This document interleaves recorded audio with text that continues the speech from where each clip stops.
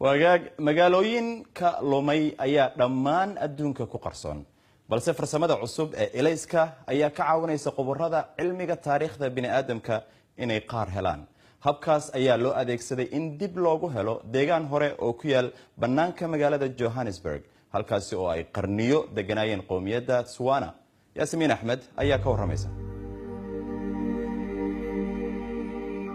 Kuaneng City sidaan ayay u ekaan lahayd 200 sano ka hor. Kuwani waa burburka haraag yaraad hore oo dib loo helaya.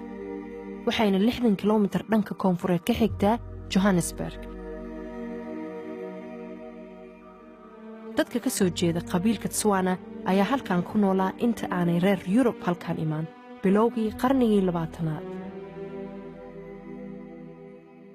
magaaladani waxay ka mid tahay magaalooyinka burburay xilliga oo loo yaqiin dagaalada sokeeye ee dhifakane ee koonfurta Afrika. khubarada cilmiga taariikh bini'aadanka ayaa halkan baaritaan ku waday sanooyin badan. laakiin tiknoolajiyada ilayska laysarka ayaa hadda sahashay in cilmi baarayaasha arkaan degmadan.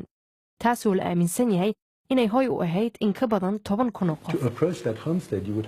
Professor Karim Sadar oo ka tirsan jaamacadda Wits ayaa hogaaminaya mashruucan.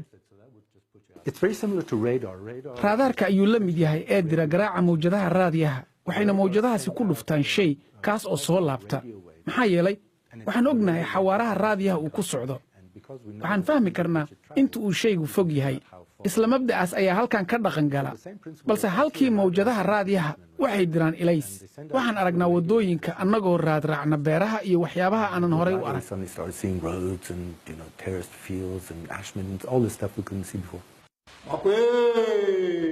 qabiilka Bakweyna ayaa dib u soo ceshaday dhulkan qadiimiga ah.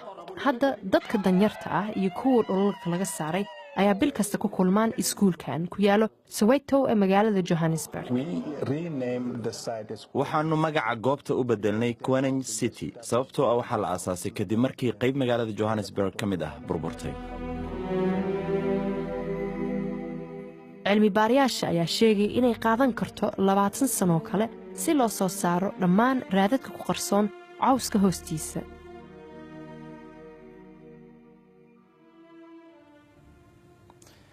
Yaasmiin Axmed oo inooga warramaysay warbixin ku saabsan dhul qadiimi ah oo dib loo helay.